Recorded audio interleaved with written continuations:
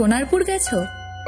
যদি গিয়ে থাকো তাহলে হয়তো একটা পোড়া বাড়ির পাশে দিয়ে হেঁটেও এসেছো, যে বাড়িটা এখনো দাঁড়িয়ে আছে, কিন্তু ভিতরে কারা থাকে কেউ জানে না। লোকেরা বলে ওই বাড়ির একটা ঘর আছে যেখানে সময় আটকে আছে ঠিক রাত 8:21। আর সেখানে কেউ আছে যে এখনো দরজার উপরে বসে আছে তোমার জন্য। সোনারপুর দক্ষিণ কলকাতার পাশে একটা চুপচাপ ছোট্ট গ্রাম। শহরের হট্টগোল নেই, শুধু কুয়াশার মতো নীরবতা।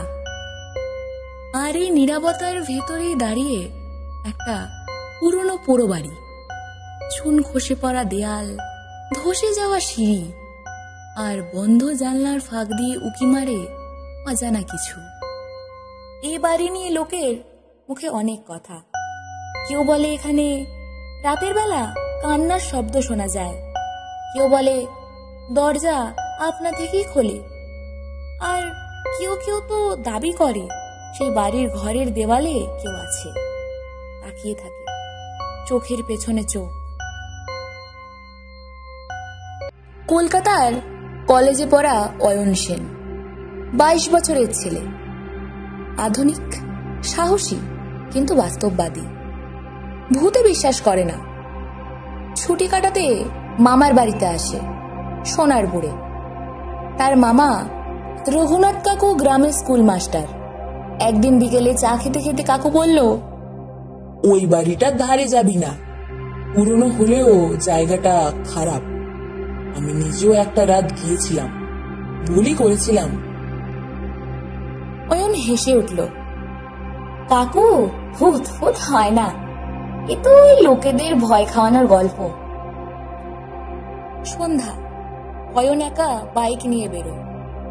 রাস্তার ধারে সেই পোড়ো বাড়ি। সাদা রং একসময় ছিল, এখন ধূসর কালো। চুপি চুপি ঢুকে পড়ে বাড়ির ভেতর। হালকা বাতাস, ভাঙা মেঝে। একটা দরজা ধাক্কা দেওয়ার সঙ্গে সঙ্গে একটা আওয়াজ।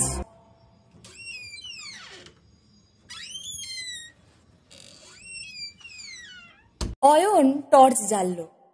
দেয়ালে আঁচড়ের দাগ, যেন কেউ পাথর দিয়ে নিজেকে বেরোতে চাইছিল। হঠাৎ একটা প্রেম পড়ে যায়।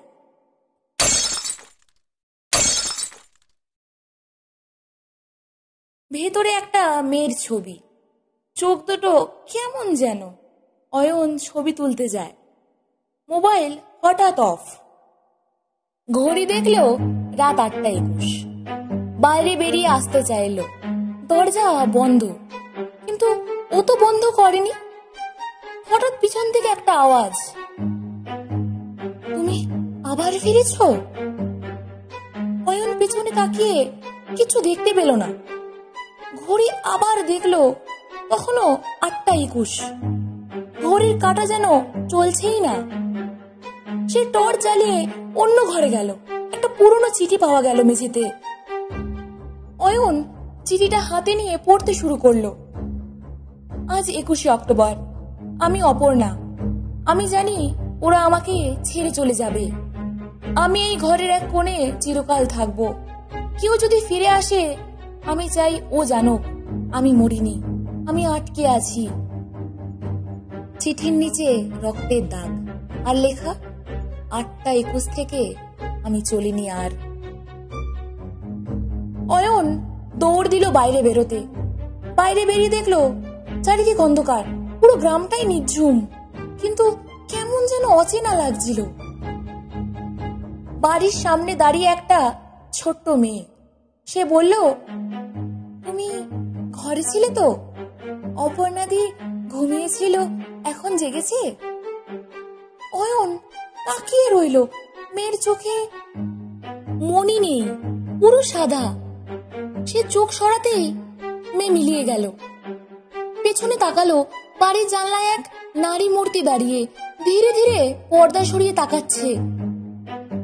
পরদিন সকালে অয়ন অসুস্থ অবস্থায় পাওয়া যায়। মামার বাড়িতে জ্ঞান ফিরলে সে বলে, আমি সময়ের মধ্যে আটকে গিয়েছিলাম, চিঠির মেয়েটা অপর্ণা, সে মারা যায়নি, সে ফাঁদে আটকে ছিল। রঘুনাথ কাকু শান্ত গলায় বললেন, ও বাড়ি একসময় গ্রামের পাগলাগারদ ছিল। অপর্ণা ছিল একজন রোগী। ওর পরিবার ওকে আটকে রেখেছিল লোকচক্ষুর আড়ালে। তারপর একটা রাতে সব দরজা বন্ধ করে ওকে ফেলে চলে যায়। অপর্ণা সেই রাতে এই সময়ের মধ্যেই আটকে পড়ে। অয়ন তার ক্যামেরায় ছবি দেখে, একটি ফ্রেমে অপর্ণার ছবি তোলা, কিন্তু আশ্চর্য, সে সরাসরি ক্যামেরার দিকে তাকিয়ে আছে। ঘড়িতে আবার 8:21। আলোর ঝলকানি, জানলার পর্দা উড়ে ওঠে। শেষ শব্দ, তুমি তো বলেছিলে ভূত নেই, এবার থেকো।